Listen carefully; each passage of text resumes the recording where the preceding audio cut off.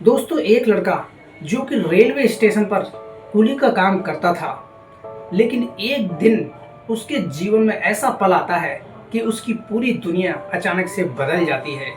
तो दोस्तों, आगे चलकर उस लड़के के साथ ऐसा क्या होता है कि उसकी पूरी जिंदगी बदल जाती है। दोस्तों, कहानी आपको अंदर से झकझोर देने वाली कहानी है, इसलिए इस कहानी को शुरू से लेकर अंत तक जरूर सुनें। लेकिन दोस्तों, कहानी को आगे सुनने से पहले मेरी आपसे छोटी सी रिक्वेस्ट है कि दोस्तों मेरे चैनल को ज़्यादा से ज़्यादा सपोर्ट करें। तो आइए दोस्तों, इस कहानी को बिना देर किए शुरू करते हैं। दोस्तों, ये कहानी है केरल के मुन्नार के रहने वाले श्रीनाथ की, जो कि दोस्तों बहुत ही गरीब परिवार से थे। उनके परिवार में सब मेहनत मजदूरी करके अपने घर का पालन पोषण किया करते थे। दोस्तों, श्रीनाथ पढ़ाई लिखाई में बहुत ही अच्छा था, लेकिन परिवार की परिस्थिति को देखकर श्रीनाथ भी अपने परिवार के साथ मेहनत मजदूरी करके पढ़ाई किया करता था। कभी कभी तो ऐसा होता था कि दोस्तों कि श्रीनाथ स्कूल भी नहीं जाता था और कम पढ़ाई करने के बावजूद भी वो ठीक ठाक अच्छे नंबर लेकर पास हो जाता था।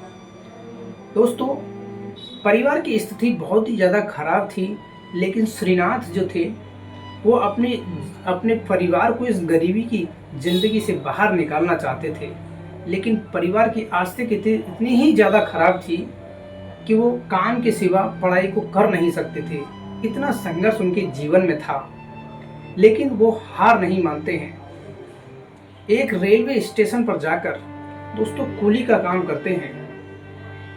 धीरे धीरे पढ़ाई चलती रहती है, कभी स्कूल जाते हैं कभी नहीं जाते हैं। जैसे तैसे करके दोस्तों श्रीनाथ जो हैं अपने परिवार का भी पालन पोषण करते हैं, अपने माता पिता के काम काजों में हाथ भी बटाते हैं और कुली का काम भी करते रहते हैं। लेकिन एक दिन उसने रेलवे स्टेशन पर एक आईपीएस ऑफिसर को देखा। उसके बाद उसने लोगों से जानकारी लेना शुरू किया, साथ में कुली का काम भी करता था और वो पूछताछ करने लगा कि यार ये कौन है, ये कैसे बनते हैं आईपीएस ऑफिसर, इसके बारे में मुझे जानकारी नहीं है। दोस्तों, धीरे धीरे जैसे ही उसे पता चलता है, जैसे तैसे करके मेहनत मजदूरी करके दोस्तों वो ग्रेजुएशन करता है। ग्रेजुएशन करने के बाद में वो फुल टाइम कुली का ही काम करने लगता है, क्योंकि उस समय परिवार की स्थिति ज़्यादा ही खराब होने लगती है। उसके बाद वो पढ़ाई को बीच में छोड़ देता है और फुल टाइम कुली का ही काम करने लगता है। लेकिन दोस्तों, उसके सपने अभी तक जिंदा थे, उसने हार नहीं मानी थी। श्रीनाथ चाहता था कि आज नहीं तो कल मैं अपने जीवन को बदल कर ही रहूँगा। एक दिन रेलवे स्टेशन पर कोई बड़े घर के लोग जो आते हैं, वो उसे बदतमीजी के साथ श्रीनाथ को बुलाते हैं, कहते हैं कुली जरा इधर आ, जरा हमारे सामान को इस तरह रख दे। और उसके साथ में दोस्तों वो कहता है श्रीनाथ के आपने बदतमीजी के साथ क्यों बोला, आप शब्दों को प्यार से भी तो बोल सकते थे, आप प्यार से मुझे बोलते तो मैं आपका काम कर सकता था। मैं तो काम ही करने के लिए यहाँ पर आया हूँ, लेकिन आपने मेरे साथ अभद्रता का प्रयोग किया है, आपके शब्द सही नहीं है, मैं आपका कोई काम नहीं करूँगा। उस समय दोस्तों उसको बहुत सारी उत्पीड़न का सामना करना पड़ता है। जो आदमी जो होता है उसको बहुत सारे उल्टे सीधे शब्द कहता है कि तुम लोग गरीब हो, इसी तरह गरीबी में ही मर जाओगे, और इस तरीके से उल्टी सीधी सुनाकर दोस्तों वहाँ से वो चला जाता है। और उस दिन श्रीनाथ अंदर ही अंदर अपने मन में एक फैसला करते हैं, अब तो मुझे संघर्ष करना ही होगा। दोस्तों, श्रीनाथ ने जैसे तैसे करके ग्रेजुएशन को अच्छे नंबरों से पास कर लिया था। उसके बाद उसके दिमाग में बस एक ही चल रहा था कि अब तो कुछ नहीं, बस आईपीएस ही बनना है, अब तो यूपीएससी की तैयारी करना है।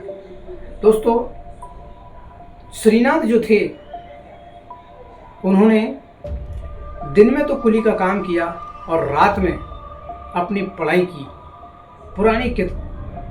पुरानी किताबें लेकर आए, नोट्स बनाए, धीरे धीरे पढ़ते रहे। दिन में जितने भी टाइम मिलता था, रात में जितना भी टाइम मिलता था वो 4 घंटे 6 घंटे 7 घंटे आराम से पढ़ते थे।